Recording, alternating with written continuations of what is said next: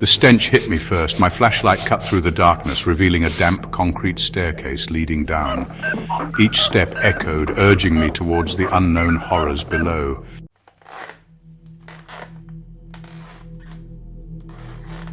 The corridor opened into a vast chamber, its walls lined with steel shelves. Human organs, meticulously arranged in jars, filled the room.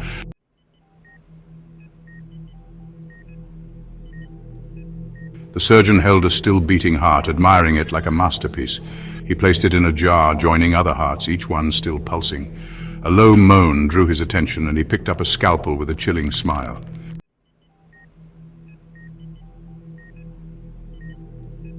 They called him Dr. Alistair Crane, a legend in the medical community. Beneath his brilliance lurked a darkness, a twisted obsession with the human heart.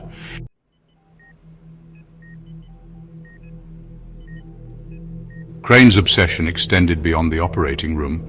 His apartment became a shrine to his macabre fascination, filled with preserved organs.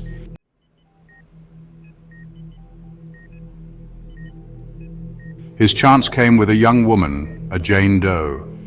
He saw in her a chance to realize his vision, to create a masterpiece. The surgery lasted hours, transforming her into a grotesque fusion of life and death.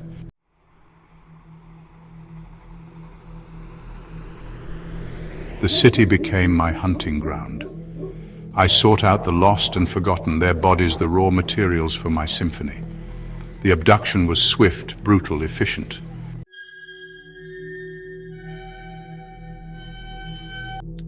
The operating table became my stage, the scalpel my baton. Each incision, each suture was a note in my symphony, a testament to my genius.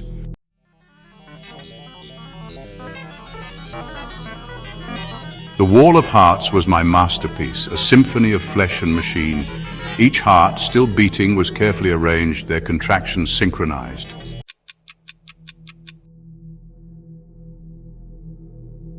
Section 4, Whispers in the Dark. As my collection grew, so too did my sense of unease. The city, once a source of endless inspiration, now felt like a cage, its inhabitants watching me with suspicion in their eyes. The shadows seemed to whisper my name.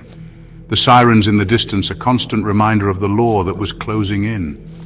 I became paranoid, obsessed with security, installing cameras and motion sensors around my lair, sealing myself off from the outside world. I slept little, haunted by nightmares of discovery, of judgment, of the electric chair that awaited me. But even in my fear, I couldn't stop. The symphony was not yet complete, my masterpiece not yet finished. I needed more hearts, more instruments to complete my orchestra, to achieve the perfect balance of beauty and horror that I craved. One day I knew the music would stop. The police would find their way to my lair, their flashlights piercing the darkness, their guns drawn. But until that day, I would continue to conduct my symphony, my scalpel moving in time to the rhythm of the beating hearts, the whispers in the dark urging me onward, ever onward, towards the final inevitable crescendo.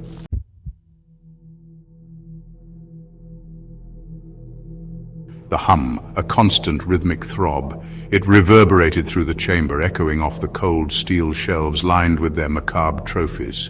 A symphony of life sustained by a symphony of death. This was no mere collection, no morbid museum of stolen organs.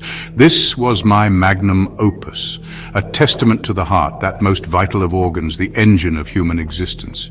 Each jar, filled with its own ghastly luminescence, held a story, a life abruptly ended, a melody silenced. But here on this wall they found new voice.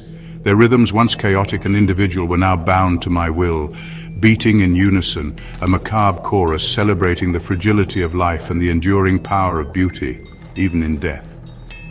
The centerpiece, the heart of my collection, belonged to her. The first, the muse that ignited this obsession. Its rhythm was different, a delicate flutter against the deep, resonant thrum of the others, a mournful counterpoint, a constant reminder of the beauty I sought to preserve, the beauty I sought to possess. I would spend hours before the wall, my fingers tracing the cold glass of the jars, feeling the vibrations of life pulsing beneath my touch. Each beat was a testament to my craft, a validation of my twisted genius.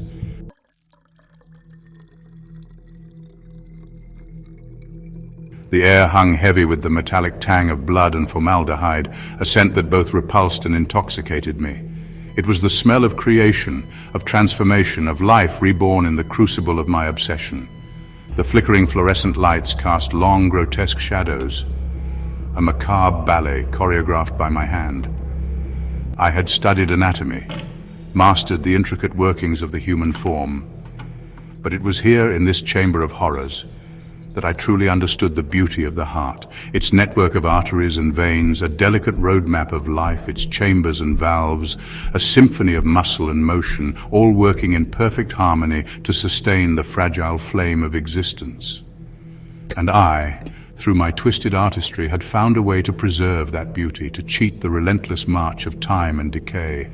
The hearts on this wall, though severed from their bodies, continued to beat, their lifeblood pumped through a complex network of tubes and machines, a testament to my ingenuity. They were my instruments, each one capable of producing a unique sound, a distinct rhythm. And I, the conductor of this macabre orchestra, would orchestrate their beats, creating a symphony of flesh and blood that echoed the twisted desires of my soul.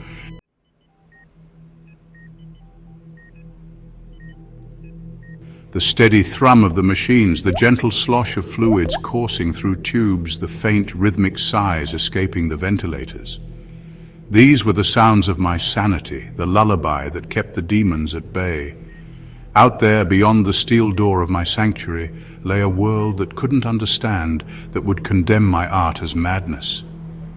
But here, surrounded by the rhythmic pulse of life and death, I found solace. The world saw only the carnage, the brutality of my methods. They couldn't see the beauty, the terrible, exquisite beauty that I sought to capture, the essence of life distilled to its purest form. Each heart, a testament to the fleeting nature of existence, each beat a precious moment snatched from the jaws of oblivion. I was both creator and destroyer, life-giver and death-taker. My hands, stained with the blood of innocence, were also the hands that kept these hearts beating, that sustained their macabre existence. Was I a monster? Perhaps. But a monster with a vision, a purpose that transcended the petty morality of the world outside. My symphony was not for them. It was for me, a testament to my obsession, a reflection of the darkness that bloomed within my soul.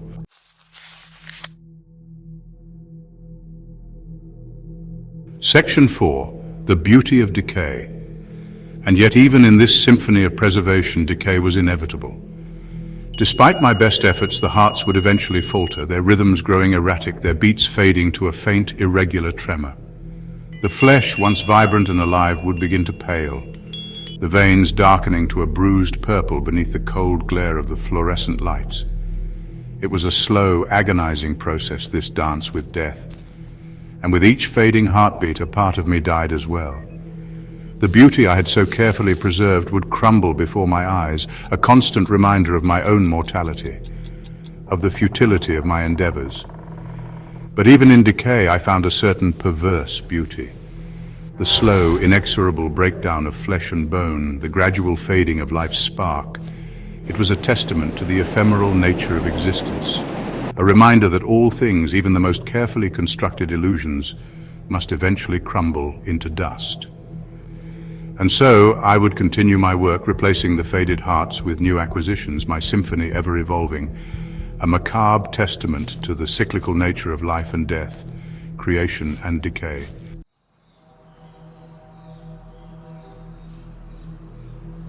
The city, once a symphony of anonymous heartbeats, now felt like a cage of watchful eyes. A gnawing anxiety began to eat at my composure, a dissonant note in my carefully orchestrated existence. The newspapers screamed of the disappearances, the police sketches bearing a haunting resemblance to my late-night wanderings. The whispers started subtly, like a faint tremor in the rhythm of the city. Patients, once soothed by my touch, now flinched at my approach, their gazes lingering on my blood-stained gloves with unsettling suspicion. Colleagues, once envious of my surgical prowess, now spoke of me in hushed tones, their eyes filled with a mixture of fear and revulsion. Even in the sterile sanctuary of the operating room, I felt the walls closing in, the rhythmic beeping of the heart monitor, once a comforting metronome, now sounded like a ticking clock, counting down the seconds until my carefully constructed world crumbled around me. Paranoia wormed its way into my thoughts, poisoning my waking hours. Sleep, once an escape into blissful oblivion, became a battlefield of shadowy figures and accusing eyes. I saw myself reflected in every scalpel, every stainless steel surface, a ghost haunting the halls of my own creation.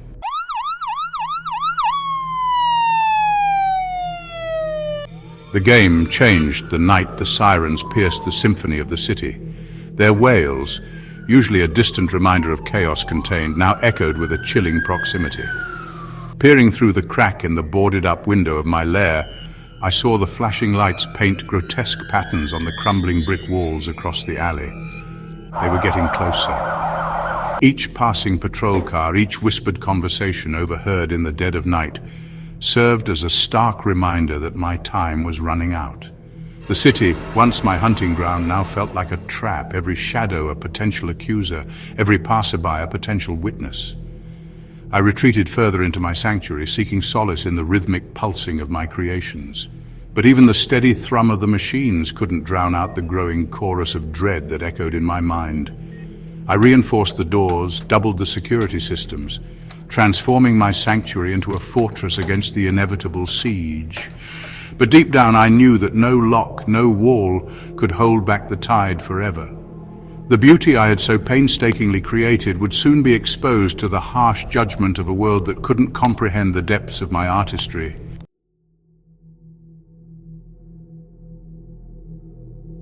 The line between hunter and hunted blurred in my increasingly erratic mind. Each day brought new evidence of the encroaching investigation.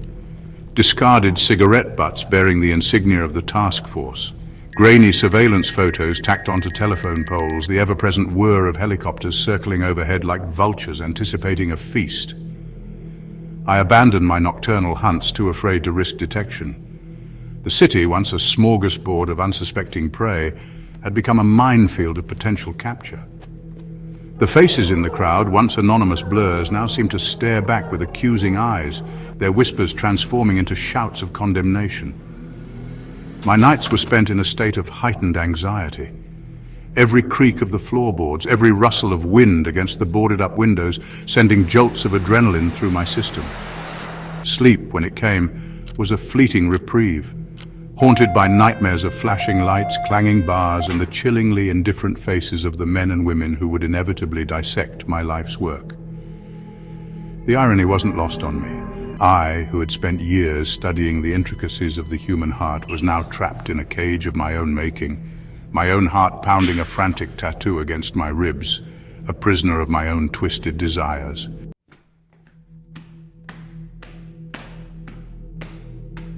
The raid shattered the eerie silence of my sanctuary. The steel door crumpled like paper under the assault. Flashbangs exploded, silencing the machines that sustained my creations. The shouts of armed men echoed off the steel shelves. The air crackled with the threat of imminent violence.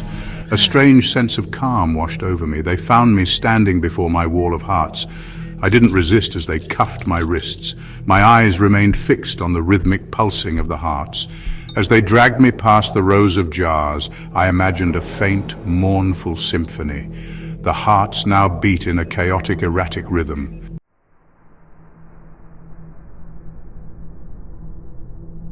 The interrogation room was a stark contrast to the macabre grandeur of my lair. Gone were the flickering fluorescent lights, the rhythmic hum of machines, the ever-present scent of formaldehyde and decay. In their place were harsh white walls, a cold steel table, and the unwavering gaze of the detective seated across from me. He spoke of victims, of families torn apart, of the sheer depravity of my crimes, but his words seemed to wash over me, devoid of any real impact. "Doctor," he said, "don't you feel anything? Remorse? Guilt?" I looked at him then, my gaze meeting his with a chilling lack of emotion. "Human beings?" I echoed, my voice a dry rasp. They were nothing more than vessels, flawed and fragile containers for something far more beautiful, far more enduring. I gestured vaguely towards the wall behind him, as if he could somehow see the macabre masterpiece that had consumed my life. "The heart," I whispered, "that is where true beauty lies. The rhythm of life, the symphony of muscle and valve, the essence of human existence distilled to its purest form. His face contorted in a mixture of disgust and disbelief. You call this beauty? This abomination? I smiled then. A slow, chilling upturn of my lips that sent a shiver down the detective's spine. You wouldn't understand, I said softly. You see only the horror. I see the art.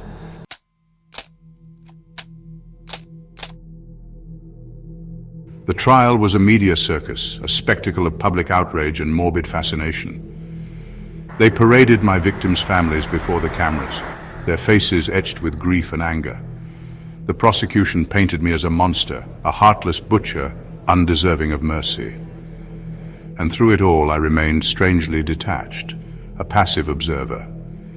The courtroom felt like a stage, the judge, jury and spectators merely players.